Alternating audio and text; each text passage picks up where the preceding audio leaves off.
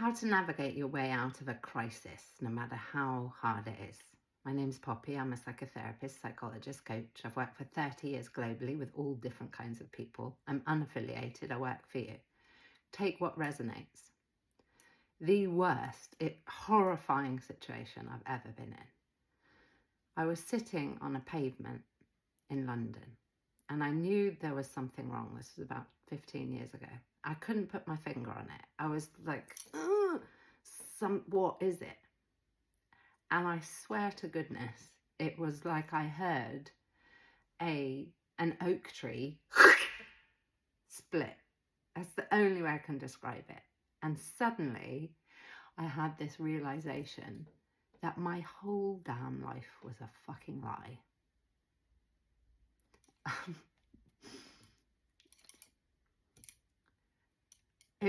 I was in shock.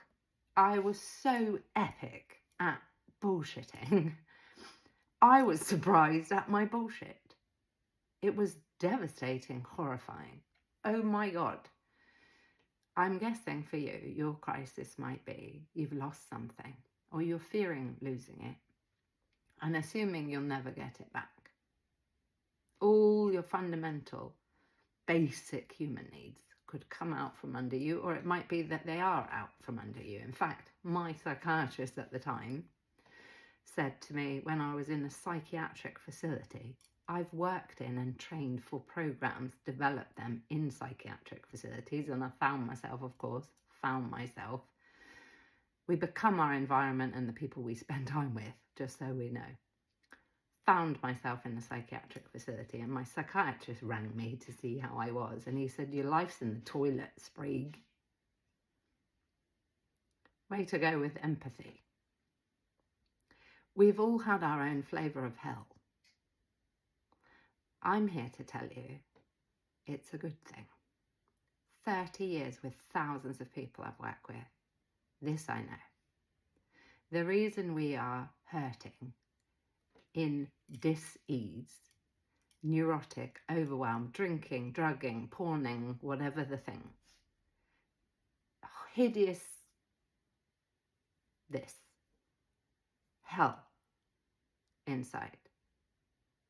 All the things we do, having affairs, people pleasing, facilitating other people's lives, chronic pain in one way or the other. Please let me remind you that everybody has mental health. Where we are on the Richter scale of it is the key bit. We have mental health and physical health. You cannot separate them. Again, the mind is a switching station for the body. What we're not able to articulate here or get conscious of here comes out in the body. So with me, what was I going through at the time? I was drinking, I was anorexic, I was people-pleasing, shoplifting, you name it. What a mess. In fact, a friend of mine said to me, we reconnected after a time, we separated during that time, and he said, you were a train wreck. And it was true, I was. At some point, we hit rock bottom. Good. I promise you, 30 years of experience, that when we turn a blind eye and we minimize and pacify and avoid and dismiss and distract ourselves, it's genius. We're in fear. We don't want to know the thing that we get to know. When it comes knocking, there's a man by the name of Andy White. He wrote this book. It's epic. It's very small. Going Mad to Stay Sane. And in it, I promise you, he thinks it isn't, it is. It says something like this: we must heed the soul's rumblings, because if we do not, when it comes knocking at our door, it will find a way in through the window. My hair is standing on end.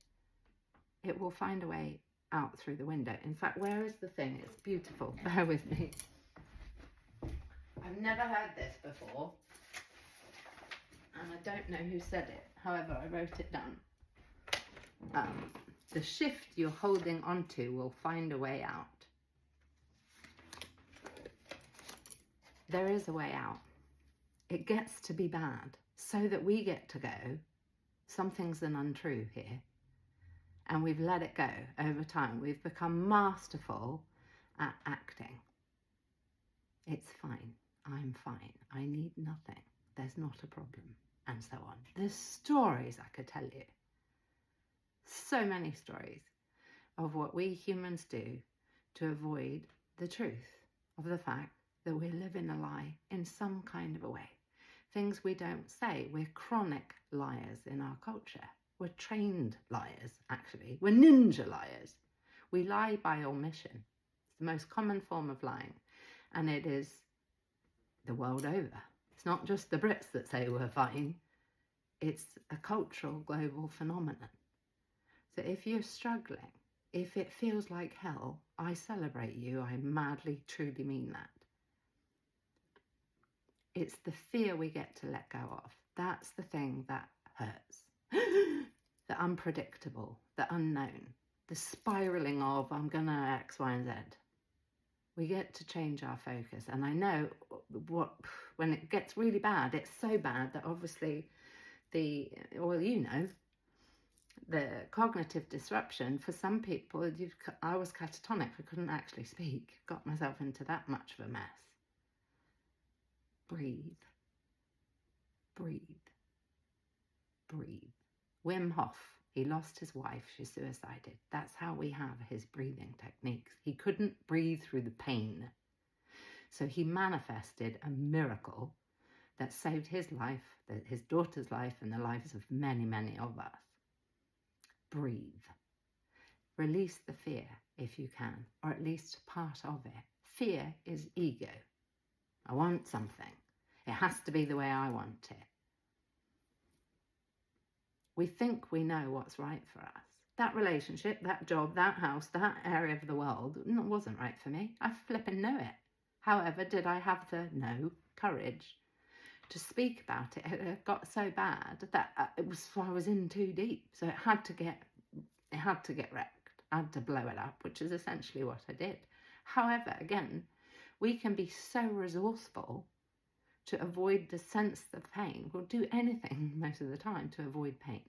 We get to pursue pleasure now. Now that you realise there's a crisis, it's an awakening, it's a calling. It is, I swear to you. And it's saying, something's not right. Come over here. Come through.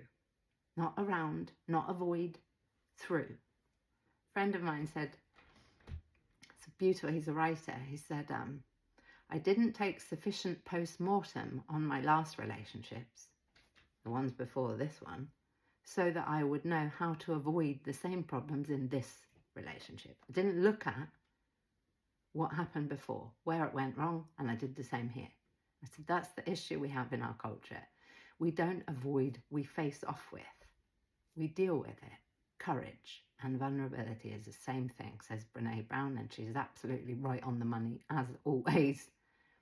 We can't predict the outcome on either. To be vulnerable, to face it, to release as best as we can the ego that says it has to be this way. We're always judging in relative position to other things. I don't want to be like you because I see that as weak. I don't want to be like this. I don't want to lose this. And my whole worth, that was another thing, is wrapped up in X, Y, and Z. I was over-identified as a clinician. If I'm not helping other people, I am nothing. I had to become nothing in order to be something for me first. So just like me, you get to be what you need first. And when we don't do that, we surpass, what's that called? We surpass the important thing. Is, well, where's our grounding? Where's our footing? What are we? What is this? Nobody can love us, respect us, like us. We can't rely on anybody when we're being fake and giving them a different version of us. We can never feel secure with other people. Of course they can love us. What I mean is that we can't be secure and know that people love and care about us when we're being fake, because they don't know us. So they can't actually reject anybody in your life who you're fearful is going to reject you or abandon you or hurt you in some kind of way. And if you're faking it and lying, they don't know you, love. So they're not going to reject you. They're going to have an issue with seeing that there have been some lies and cover-up and manipulation. We do it. It's a survival technique. Well done you for surviving. It may not be now what you'd like for yourself now. And I'll leave it here. One of my coaches once, I showed up to the session in shades, hungover. This was a long time ago. I've made some shifts. I'm a warning and an inspiration. So take whichever one feels best. Shades in the coaching session, and he said, I can't see your eyes. And I'm like, yeah, there's a reason for that. And I took my shades off. And he said, why not use this as a reminder of the life you're moving away from? And the shame fell away. Shame, I am bad, the whole of me. No, you're not. You're not bad. You're fantastic. You found a way to cope when a culture like ours does not teach us how to do it. You found a way. Very creative. However, now you get to graduate and you will love yourself for it. The reason people come to me is there's a lie somewhere that's got out of control. They've turned a blind eye to something and it's got out of control. We all do it. I don't know a soul on the face of the earth that hasn't in some kind of way turned a blind eye to a fundamentally important truth, and it hurt them enormously. This is your coming out party. Go gently.